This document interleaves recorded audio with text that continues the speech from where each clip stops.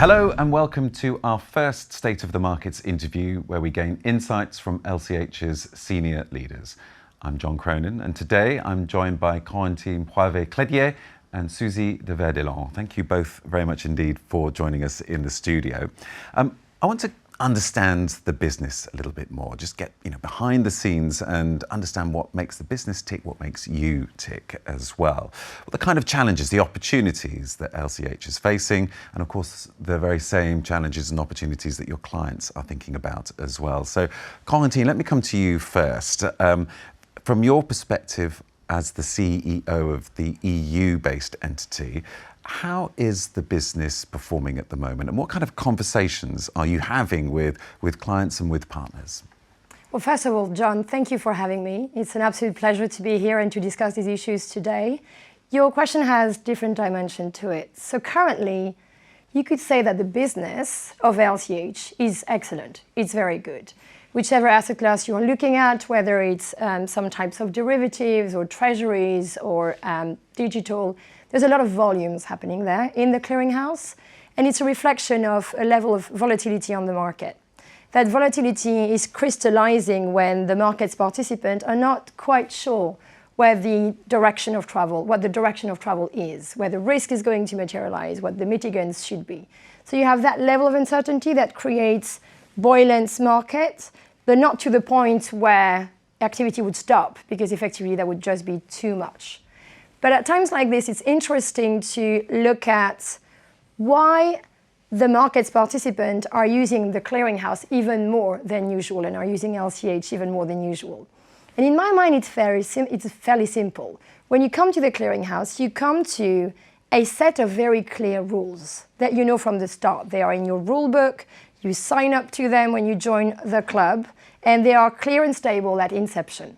They apply to you, but they apply to everybody else you face.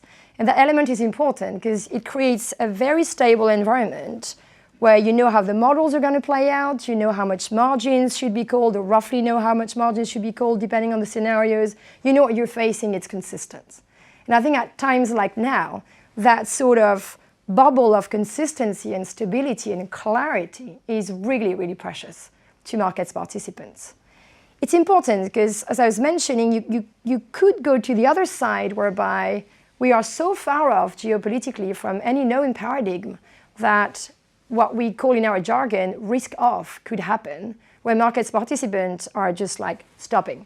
No more position, no more yield search, it's just too much. They don't know where to go anymore. And that's when you see economic slowdown or even recession. That's very, very possible in the current situation. It makes me think of a quote I've always really, really liked from the writer and philosopher Italian Antonio Gramsci. And he did say, I think the words are, "The old world is dying, the new one struggles to be born, and now is the time of monsters." Okay, well, let's just unpack that a little bit, Corentine. What are the monsters we're thinking about here? Yeah, monsters might be a strong word, but I think it describes really well the fact that we just don't know right now where the next destabilizing move is going to come from. And the breadth of possibilities keeps widening. All these scenarios we have been working on for decades, and excluded some because they were implausible, they're becoming plausible. So the monsters could be any new move that will further destabilize the global value chain or the global trade. Any new move that will further destabilize the consensus on which exchange and business are built, the rule of law, the property, anything that gives you that certainty that you can trade with your neighbor. That's a monster that people are watching out for. The other potential monster is whether access to dollar liquidity will remain available in the same way it has been for the last 50 to 70 years. I wouldn't be too surprised to start seeing market participants diversify more in terms of currency, in terms of many things effectively, but currency certainly, with more euros, more pound, maybe more yen. The point would be to hedge yourself and lean less in one direction or another at a time of great fragmentation. And the final monster probably I would throw at you is I do see that one of the territory for sovereignty plays could be access to technology. access to cloud providers, therefore on the back of it, whether or not you are able to build proper AI-based innovation, risk management, future development, and access to data.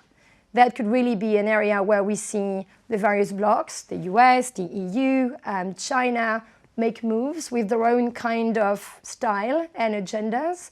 But where will this leave the private sector market participants who really care about the long-term quality of what they can offer to the market? So bottom line, business is good, but everybody's really watching out for ever-growing irrationality and parallel realities, really, that we have to work with. Okay, thank you. Susi, let me come to you, because Corentine paints a vivid picture there, one with some monsters that we need to be thinking about. But how do you see things from your perspective as CEO of the global entity of LCH?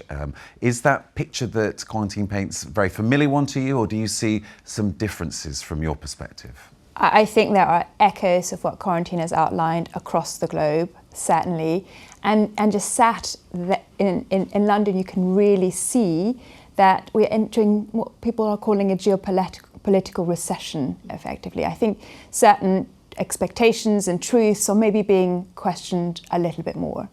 But as we navigate this new world, our clients have a few things on their minds. And the very first one is really just volumes, actually. Very much, as Corentine said, we've seen in Q1 2025 compared to the quarter that in 2024, we've seen rate swaps, for example, grow 40% in terms of notional. So really significant uptake, significant volume. So our members, our clients, they're really thinking about volume right now and how they facilitate that risk transfer from the end user of derivatives all the way into the hands of safe havens like the CCPs.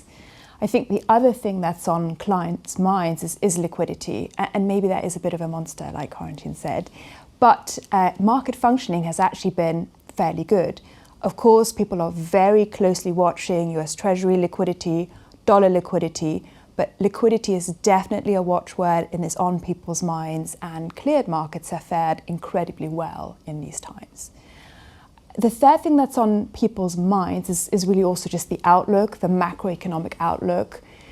We've all still have to navigate quantitative tightening across many of the major economies of the globe, and so people are watching central banks really carefully. They're watching out for rate cuts, whether they will come to be as the markets are currently predicting or not, and really how inflation and growth compares over the next few quarters. Are we entering into a sort of stagflation world? Do we need to be more cautious? That's definitely a couple of stages on the road to maybe risk off that we could see. So that is really on clients' minds, how they navigate that. When we talk to them about who might be winners in this new world, when we speak to members as to who might do well in this new world, well, clearly those that have been scenario testing for decades will do well.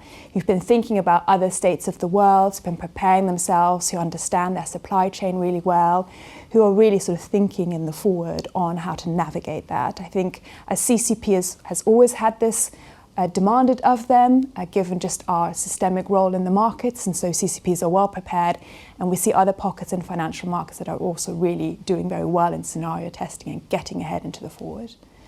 I think the second group that will do really well are those that have international franchises, and LCH has an international franchise.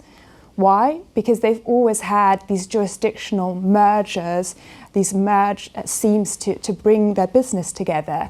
They've had those networks of regulators, they have international members and clients. So as we have maybe a bit of a geopolitical recession, markets are not separating, markets are still connected, and those that can really tie those seams really well will do well in that world. And I think LCH will do very well in that world.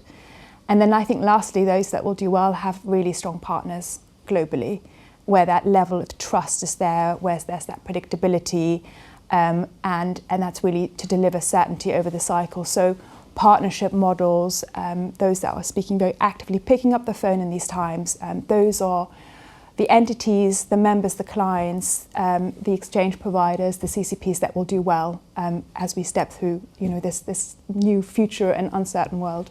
Thank you, Susi. And I think we're setting the scene really interestingly here. And Corentine, let me come to you on a particular point about how all of this might be affecting policy in the EU, particularly around that crunch issue of competitiveness. What are your thoughts there? Yes, absolutely. I mean, first of all, I would want to say I completely agree with what Susi said. I mean, now is the time where having a history of being multi-geography, multi-currency, being used to bridging gaps, whichever the direction those blocks are taking is fundamental. You wouldn't want to be learning that now. So that's really, really a credential that we can lean on. For the EU specifically, to your questions, it's very interesting. I think if we are fair to the geography, it's been having a competitiveness issue, especially in the financial sector, but not only, for a while now, probably, let's say 10 to 15 years. But I can assure you that 3 years ago, no one was talking about this. There was a general denial about that competitiveness issue, whereas now it is genuinely top of everyone's agenda in the EU. What's driving that? What's making that happen? It's a great question. I think they've been receiving pretty clear messages that they need to stand on their own 2 feet, that the world order, as it had been organized for 70 years, is meant to change now. I mean, from various geographies, the US obviously, but APAC as well.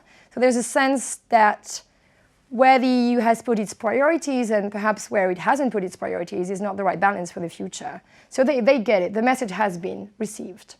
The new element we can see, outside the fact that now everybody's talking about this, is there is a genuine sense that solving for it is urgent.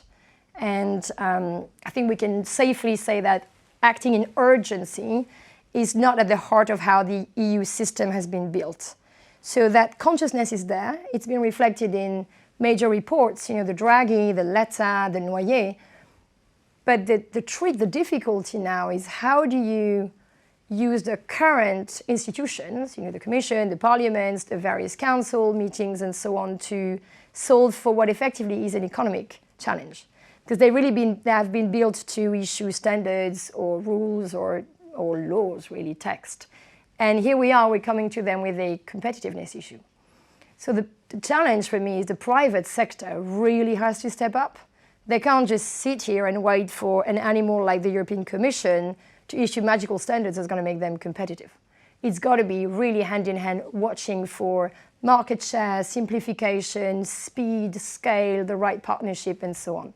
But it is there, and it is top priorities, and it's mobilizing enough stakeholders, I think, in the geography for that to happen. From an LCH perspective, what we very often discuss is that because we're so multi-geography, any of those large blocks that starts to deeply care about being attractive is good for us. We will accompany that, we will support this, because those blocks have some of our clients. And we want those clients themselves to be competitive. So if they can go faster, they can innovate, they can reach new other client base and other geography through us, everybody wins. So we will accompany that very much. And the final element I would mention there, which is cause for hope for me, is on the back of all of this, we have seen a refreshed closeness between the UK and the EU on certain files. And when you're talking competitiveness, you're talking scale, and you're talking complementarity of strengths and of sectors. And in that context, Europe is stronger when it's thought about as a region, as opposed to just a union. So I'm hopeful for that. Okay, and of course LCH is living at the very heart of that as well. What's clear is that we're living through a dramatically evolving world, the landscape shifting every day before us. Let's think about the future, because I'm keen to get your sense of where the business is in the future and what that future will mean for clients. Susi, what are your thoughts there? Yeah, so I think that there's still a lot to play for. I think we could discuss for a long time the benefits of clearing, but let's assume they're on the table and we know them. I think our financial markets still want to be ever more efficient, ever more resilient, ever more stable. So that is the conversation we've had with members before, any crisis, during a crisis, after crisis. So that is a truth that just stands throughout time, is how can we make those markets better and more efficient? And for me, that's sort of taken the best out of clearing and applying them as broadly as we can. And so the vision for LCH is actually a couple of things. First is to launch more products and more services, right? And that is standardization effectively by the CCP. That is bringing out an index on a digital asset and clearing that and bringing that clearing certainty to that market. It is adding, innovation to products that are maybe a little bit stale. US futures is another venture that LCH is very actively engaged in. Or it is supporting, clients in European equities. So we can continue for LCH to add ever more products into the CCPs, and that will be a really strong deliverable for our clients. But we can also innovate beyond, and I think we've sometimes relied on regulation to standardize, but what we should all do for markets is take the best out of clearing and put them into maybe the bilateral space. So we talk a lot about certain instruments and asset classes that are cleared. There's a number of markets that are uncleared. They don't need to clear, but we could standardize them, we could optimize them, we could maybe optimize margin or net certain operational flows. There's a lot of things that we can take across from clearing into bilateral, and I think that is a second big vision statement for what LCH can add to markets. And I think there's a lot of solutions businesses that our members have, that are in fintech, but also that are near LCH that can deliver significant value. And then I think lastly, the big unlock for us is also tech innovation and how we bring that to play in serving our clients. There's many a buzzword out there on there, but I think there's two that we are primarily interested in. Firstly, cloud. That can make us more resilient, but also more competitive in terms of the speed of our delivery. And also AI. I think there's use cases that have established themselves across the industry. For the CCP, this can be a productivity unlock and a real strength in serving our clients. So that for me is the third part of the future for LCH. It's just being really strong, like managing the risk, but strong in putting the CCP service on the road and doing ever better at that. Okay, thank you, Susi. So you've outlined there, I think very clearly the objectives. But as the old saying goes, the proof of the pudding is in the eating. So how are you going to achieve those objectives? It's a question I'd like to put to both of you. Corentine, let me come to you first. Yes, absolutely. So I just love the expression with the pudding. So look, I think the good news is a lot of the foundation to what Susi has described, I think, are there from an LCH perspective. As in, the product set is very diversified, the geographic penetration is very diversified, the membership that we serve is very diversified. It sounds a little bit technical, but what it effectively means is when you have a type of shock that materializes from one corner of the picture, then it gets much better absorbed by the rest because they act and they react differently at different times.